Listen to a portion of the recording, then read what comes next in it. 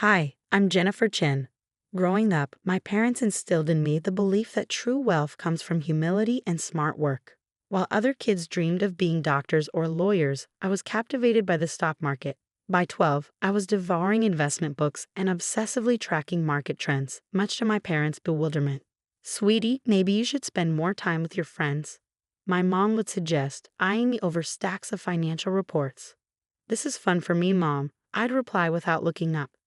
Did you know Warren Buffett bought his first stock at 11? She chuckled, shaking her head. Just promise me you won't forget to live while you're planning your empire. That promise grew harder to keep as my hobby turned into a passion and eventually expertise. By 16, I was managing a modest portfolio with my savings and allowance. Winning a full scholarship to study finance at Harvard felt like destiny. At Harvard, I met Michael. He was studying business administration. Charming, ambitious, and aiming to climb the corporate ladder. We met during finals week, both reaching for the same economics textbook. Ladies first, he said with a warm smile. I laughed. Thanks, I'm Jennifer. Michael. Maybe we could study together. What began as a shared study session blossomed into daily coffee dates, then a relationship. Unlike others I'd met, Michael admired my ambition. You're going to dominate the business world, he'd say, watching me dissect market trends. Any company would be lucky to have you. What he didn't know was that I wasn't planning to work for anyone else. My scholarship covered everything, so I funneled my earnings into investments. By graduation, my portfolio had grown exponentially. But I kept it quiet. I wanted success on my terms, not as the girl with the trust fund. Michael landed a prestigious job at Sterling Industries, a major tech firm in Boston, while I chose to work independently. When I declined several high-profile offers, Michael was skeptical. Are you sure? He asked. These are dream opportunities. I have my own plans, I replied with a smile. Trust me. A year later, we got married in a modest ceremony. Michael's mother, Patricia, was less than thrilled with my career choice. Investment consulting, she'd sneer. Is that even a real job? I smiled, recalling my parents' advice about staying humble. By then, my portfolio was worth over $50 million, strategically diversified and quietly making me one of Sterling's largest individual shareholders. Though no one, not even Michael, knew. Michael thrived at Sterling, rising through the ranks to work under James Wilson, the arrogant VP of operations. Wilson was infamous for his outdated views, especially about women. The problem with modern marriages, he'd say at company events, is women forgetting their place. Michael would laugh awkwardly, avoiding confrontation. It irritated me, but I let it slide until the annual executive party. Sterling was unveiling restructuring plans, and as a key shareholder, I had a vested interest in attending. Are you sure you want to come? Michael asked. These events can be dull for non-employees. I think it's time I took a closer look at your work, I replied, carefully applying my makeup. I chose a classic black dress, pearl earrings, and my grandmother's vintage watch, a talisman in every major decision I'd made. The hotel ballroom buzzed with chatter as we arrived. Crystal chandeliers glittered overhead, and the scent of champagne lingered in the air. Michael led me to James Wilson, who was holding court near the bar. Jennifer. Michael. James called, raising his glass. We were just discussing Sterling's exciting new direction. Cutting R&D for short-term profits, I asked, feigning innocence. Doesn't innovation drive sustainable growth? James's smile faltered. Ah, the little wife has opinions on business, does she? Laughter rippled through the group. Michael shifted uncomfortably. She likes to read the financial news, he said quickly. Honey, maybe we should grab some drinks. But James wasn't done. Sterling's biggest problem, he announced loudly, is too many voices from people who don't understand real business, like housewives who think reading the Wall Street Journal makes them experts. The crowd chuckled, but I noticed the CEO, Thomas Richards, watching with interest. My husband, once so proud of my intelligence, stared at his shoes. Before I could speak, a familiar voice interrupted. Actually, James, you might want to rethink that. Sarah Martinez, my private banker and confidant, stepped forward, her smile sharp. Should I explain, Jennifer, or would you like to? James's smug expression faltered. What's going on here? I straightened, feeling my grandmother's watch against my wrist. The time had come. Since you're so concerned about shareholder value, James, I said, my voice calm, perhaps we should discuss the report I'm presenting at Monday's board meeting. The one outlining why your restructuring plan will fail. James turned crimson. Board meeting. What are you talking about? CEO Richards stepped forward, his expression thoughtful. Jennifer Chen, JC Holdings. I knew the name sounded familiar. I smiled. Surprise. Strategic anonymity can be a powerful tool. What's going on? Michael whispered, his face pale and voice trembling. Sarah stepped forward, her tone cutting through the silence. Your wife, she announced to the room, owns 51% of Sterling Industries shares. And no, she doesn't spend her days shopping. The silence hung for a moment before chaos erupted.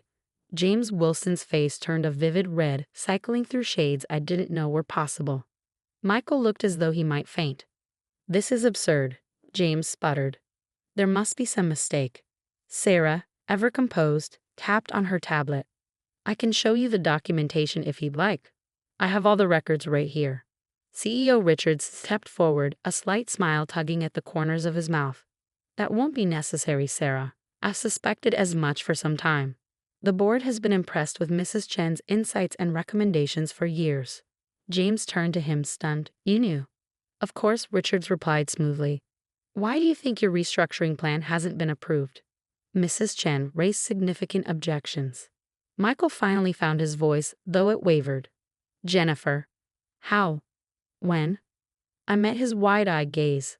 Perhaps we should continue this conversation somewhere more private, I suggested, glancing at the growing crowd of onlookers. My office is just upstairs, Richards offered. Shall we? The elevator ride was oppressively silent. Michael alternated between glancing at me and staring at the floor, while James seethed. Sarah, steady as ever, stood by my side, a quiet but unwavering presence. Richard's office was expansive, with panoramic views of the Boston skyline. As we took our seats, James immediately claimed the chair nearest Richard's desk, as if proximity could restore his authority. Well, Richards began, leaning back in his chair, this has been an eventful evening. Eventful? James exploded. This is outrageous. She can't possibly. She can and does. Sarah interrupted, laying documents on the desk. Jennifer Chen, through carefully managed investment vehicles, controls 51% of Sterling Industries. She's been building her position over the past 5 years. Michael's expression morphed from confusion to hurt. 5 years? But we've been married for 3. I started investing in Sterling before we met. I explained evenly. The company had potential but needed modernization. I saw an opportunity. Modernization? James sneered. Yes, James, I replied calmly. Modernization.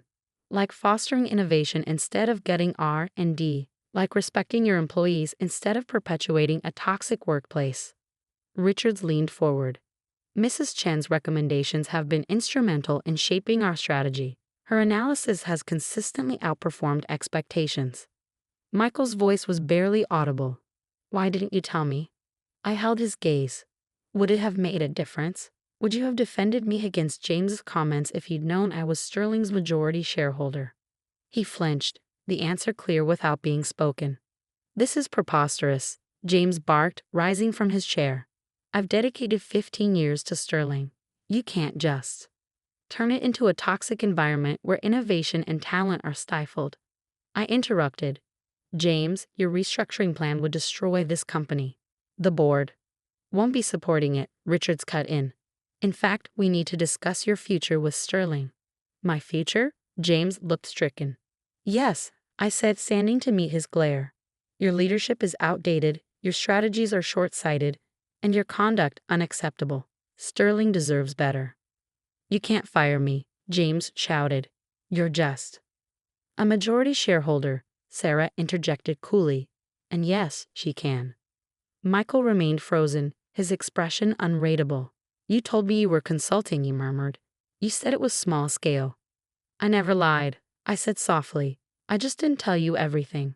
Would you have respected my decisions if I had? James erupted again, pointing at Michael. She's tearing us apart. Women like her. That's enough, Richard snapped, his tone sharp. James, you'll receive the details of your separation package tomorrow. Please leave. James stormed out, slamming the door behind him. Sarah excused herself, leaving me alone with Michael and Richards. Mrs. Chen, Richards began, will you be taking a more active role in the company?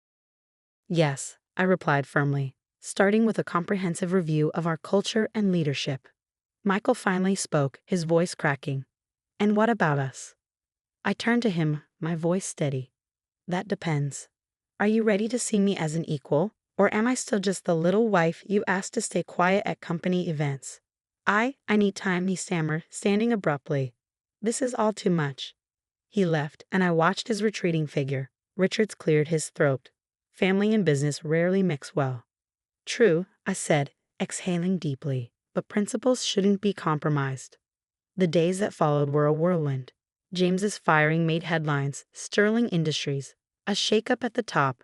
The stock price dipped briefly before recovering as my vision for the company became public. Michael stayed with his parents, processing everything. His mother left a string of hostile voicemails, which I deleted without hesitation. My focus remained on transforming Sterling, revitalizing R&D, implementing work-life balance policies, and fostering innovation. A week later, Michael returned. He looked worn, his usual polish replaced by exhaustion. Can we talk? He asked hesitantly. I gestured to the chair across from my desk. He sat, then immediately stood again, pacing nervously. I've been thinking about everything, he began. About us, about work. And? I prompted. I was wrong, he admitted, his voice low. I let James and others disrespect you. I should have stood up for you. I was so focused on my career that I forgot what really matters. I watched him for a moment before replying. Change doesn't come through words, Michael. It comes through actions. Are you ready to show me that you see me as your equal? He nodded, determination flickering in his eyes. Yes, I am. I waited silently, giving him space to continue. But you weren't completely honest either, Michael added after a moment.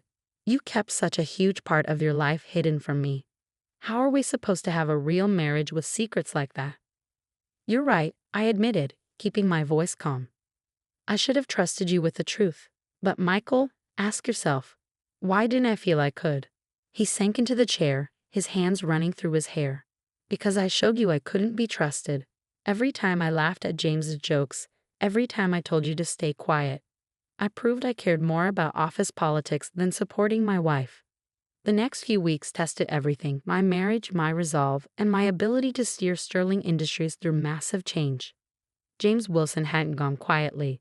He hired a lawyer and threatened to sue for wrongful termination, and his allies within the company whispered behind my back. She's tearing down our traditions, they muttered in the break room. This is what happens when you let emotions run a business, others sneered. But facts don't lie. Within a month, employee satisfaction soared by 40%, and R&D, finally free from James's stifling grip, filed 12 patent applications. The stock price climbed steadily, proving that my changes were more than just radical. They were necessary. At home, Michael hovered in a strange limbo, sleeping in the guest room and walking on eggshells around me. His mother, Patricia, however, had no such hesitation. She stormed into our house one afternoon, her designer heels clicking like gunfire. We need to talk, she announced, barely pausing before stepping into the living room.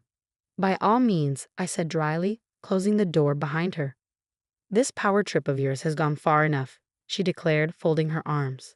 You've made your point. Now step back and let the men handle business. I raised an eyebrow. The men?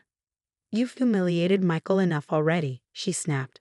His colleagues don't know how to treat him anymore. Do you have any idea what this is doing to his career? Humiliating? I repeated. Like being laughed at during business functions? Like being dismissed as just a housewife? That's different. She waved a manicured hand dismissively. That's just how business works. Men need to. Need to what, Patricia? Undermine women to prop up their egos.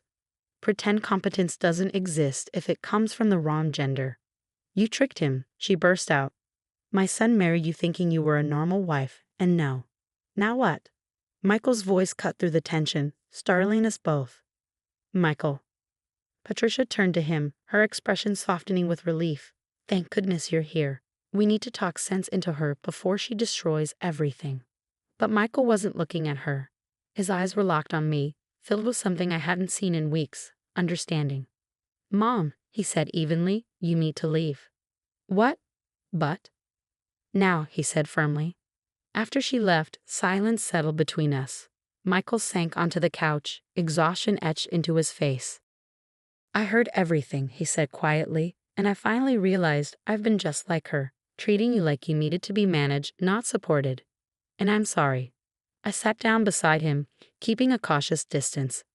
I didn't want to outshine you, Michael. I just wanted your respect as your wife, as a partner, as a person. You have it, he said softly. I know I don't deserve your trust right now, but I want to earn it. Not because of your money or your power, but because I love you. And I want to be the partner you deserve. My phone buzzed, breaking the moment. It was Sarah. Jennifer, she said when I answered, James has withdrawn his lawsuit. Word about Sterling's latest quarterly projections has spread. And they're impressive. Send me the details, I said with a smile. And Sarah, thank you for everything. When I hung up, Michael asked, good news. James is backing down. I confirmed. It seems success really is the best revenge. Michael nodded thoughtfully.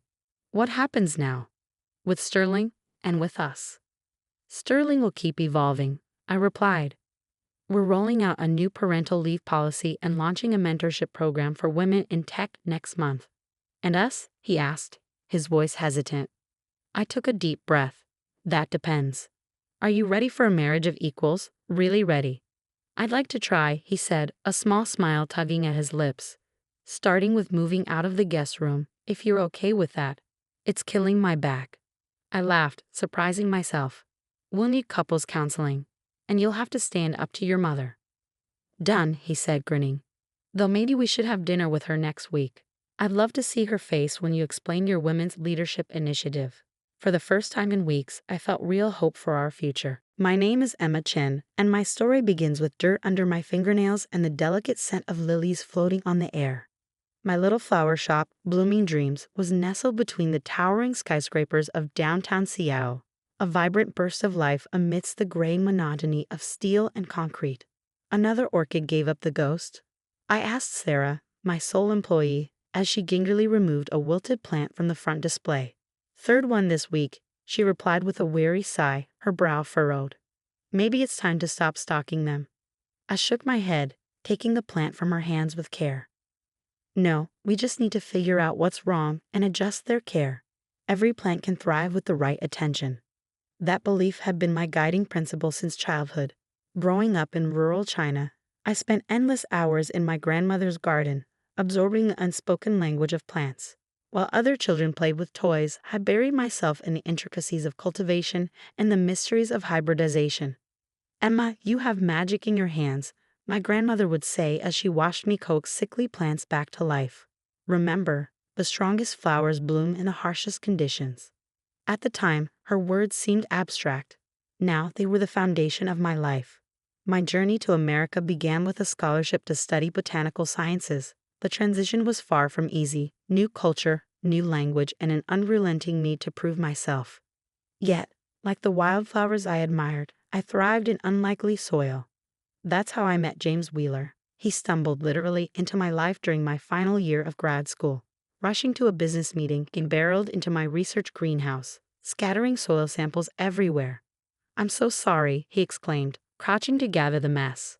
I wasn't watching where Whoa, what are these?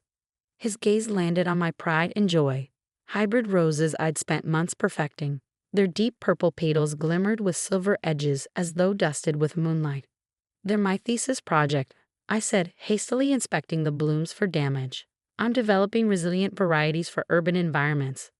They're stunning, he murmured, and for the first time, I really saw him, tall, sharp-suited, with warm eyes and a disarming smile.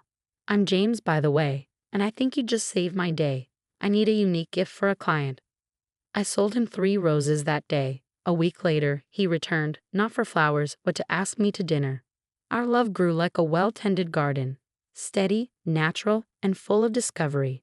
James worked in corporate finance, a world of sharp suits and strategic deals.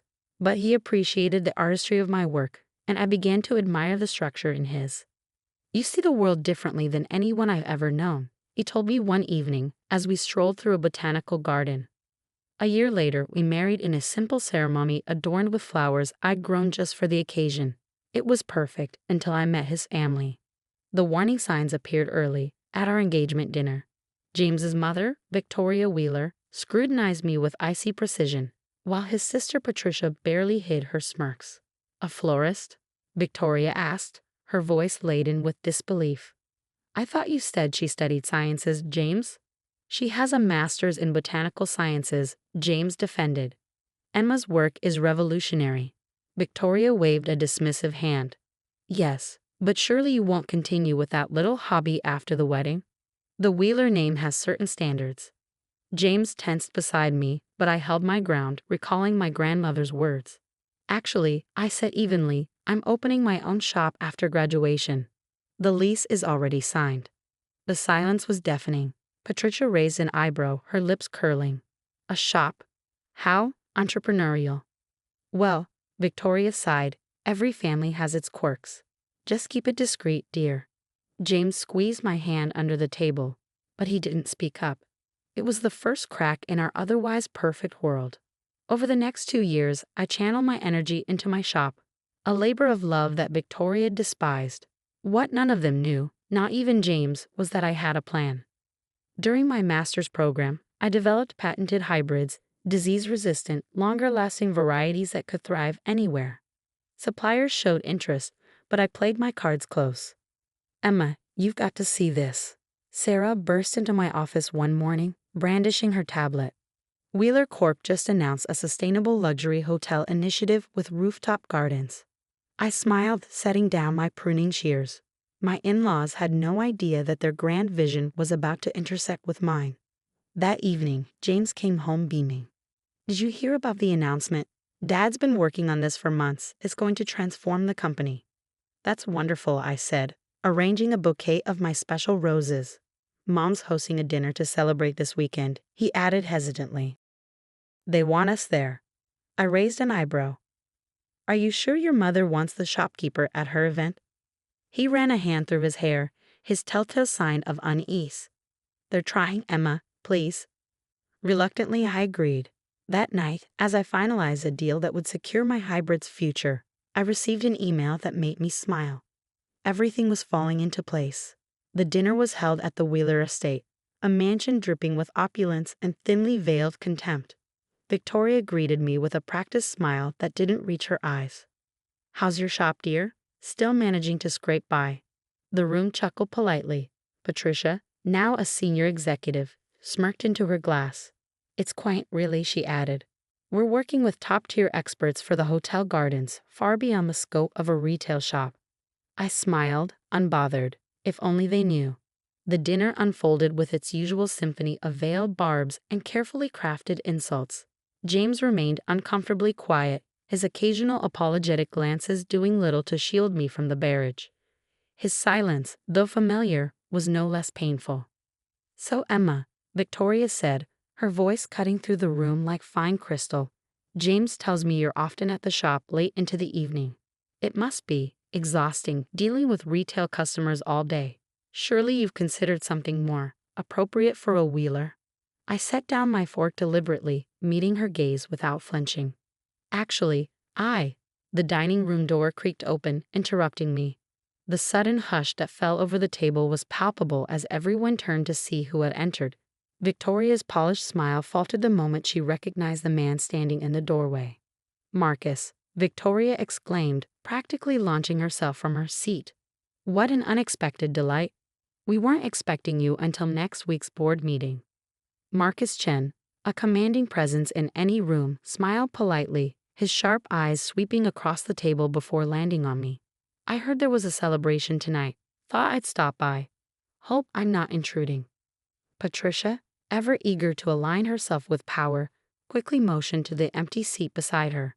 "Not at all, Marcus. Please join us. We were just discussing our exciting hotel project."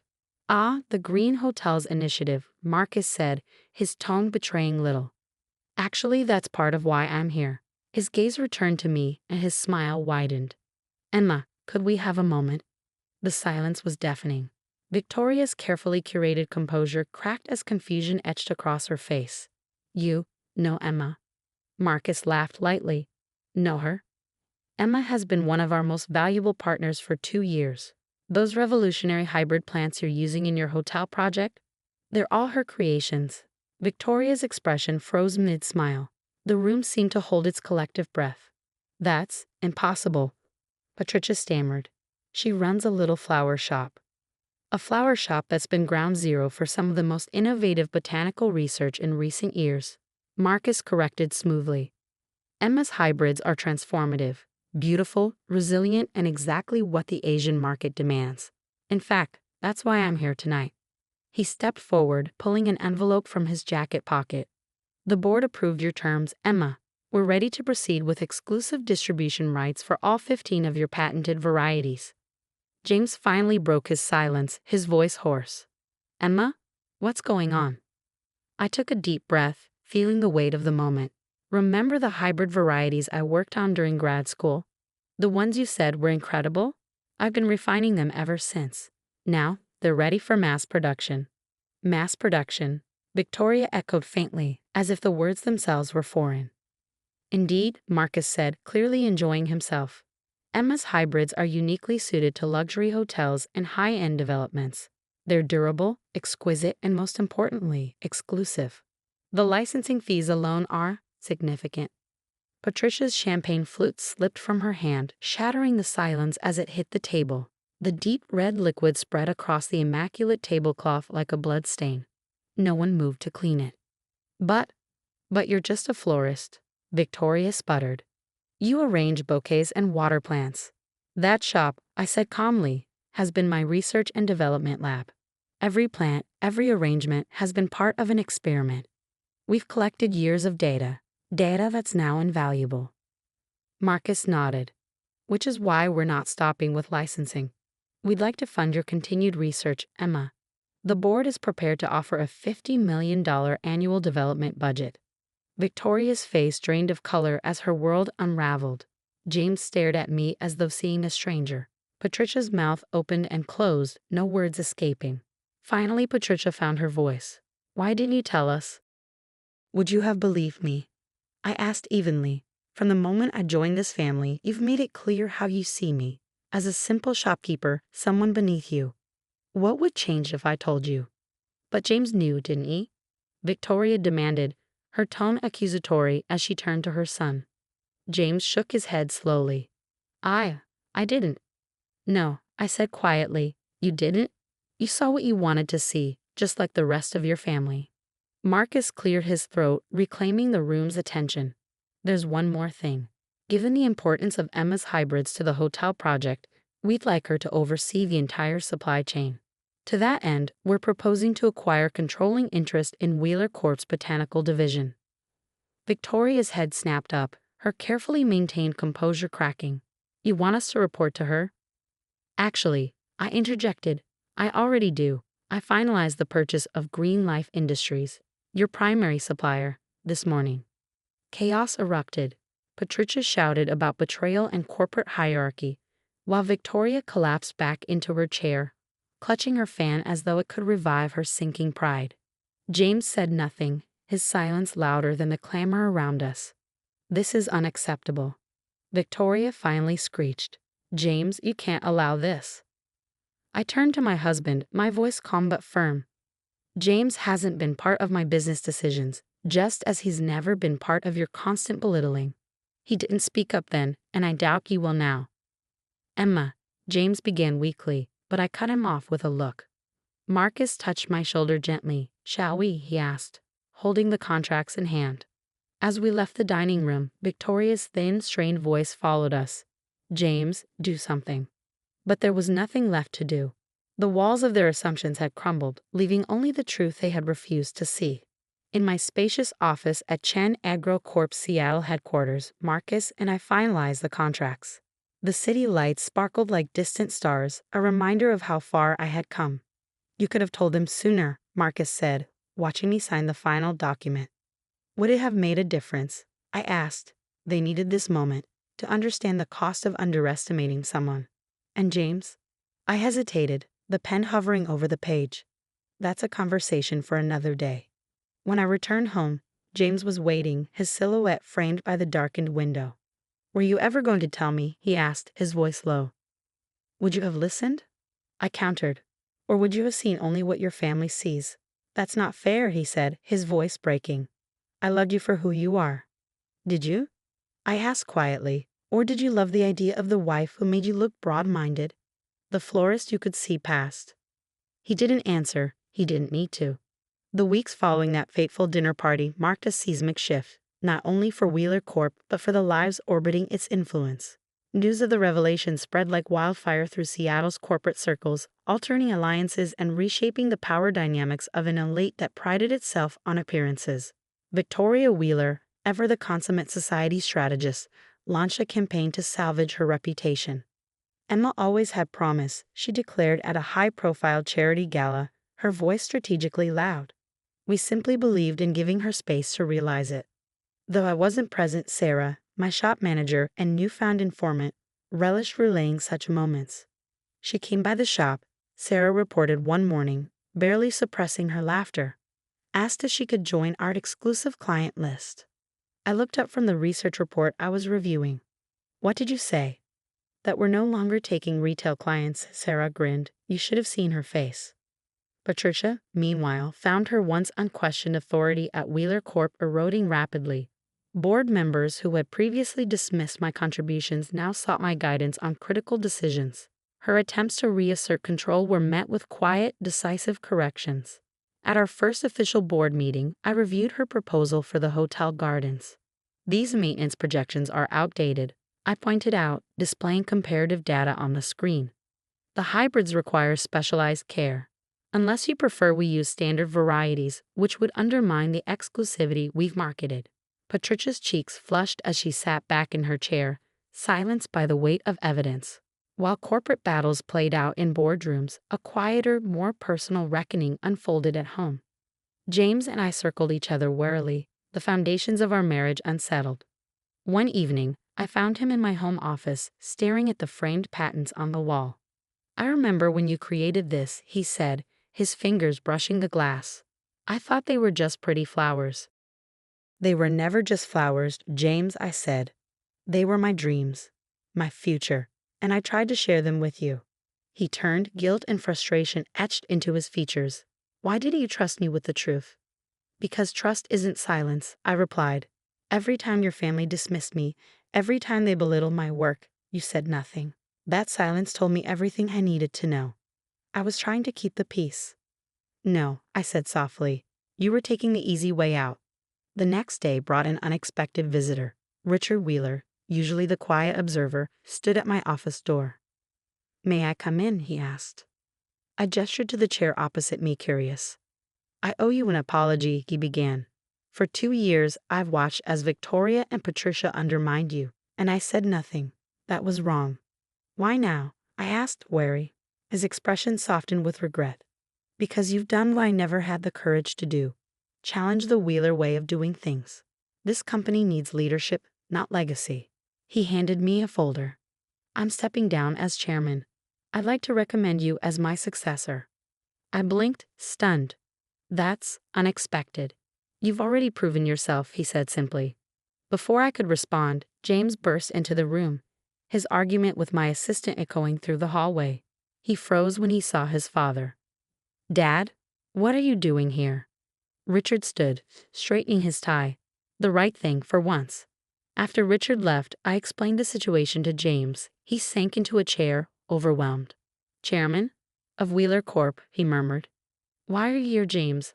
I asked gently. He looked up, his eyes filled with a mix of determination and vulnerability. I've been doing a lot of thinking. About us. About me. For years, I've lived as the perfect Wheeler son, never questioning anything. And in doing so, I failed you. I want to make it right. How? I asked. I've requested a transfer to the Asian division, he said. If you'll have me, I want to go with you. Not as the Wheeler heir, but as your partner. Tears pricked my eyes. You'd leave everything here. "Everything I'm leaving is meaningless without you," he said simply. 2 months later, Victoria hosted another dinner party. I wasn't there, of course. James and I were in Singapore, overseeing the installation of my hybrid gardens in a flagship luxury hotel. Sarah sent me a video from the event. Victoria, tipsy and effusive, regaling guests with tales of her brilliant daughter-in-law. Patricia, meanwhile, had taken a position at a rival firm, unwilling to endure the company's new dynamics. Richard, now serving as an advisor, worked alongside me to steer Wheeler Corp into its next chapter. As our plane descended into Singapore's glittering skyline, James reached for my hand. "Ready for our new adventure?" he asked. I smiled, squeezing his hand. Always. The real triumph wasn't in proving anyone wrong or claiming titles. It was in staying true to myself, nurturing my dreams through the storms of judgment and doubt. My little flower shop had bloomed into a legacy beyond what anyone imagined, except perhaps me, because I had always believed that with care, patience, and resilience, even the smallest seed could transform into something extraordinary.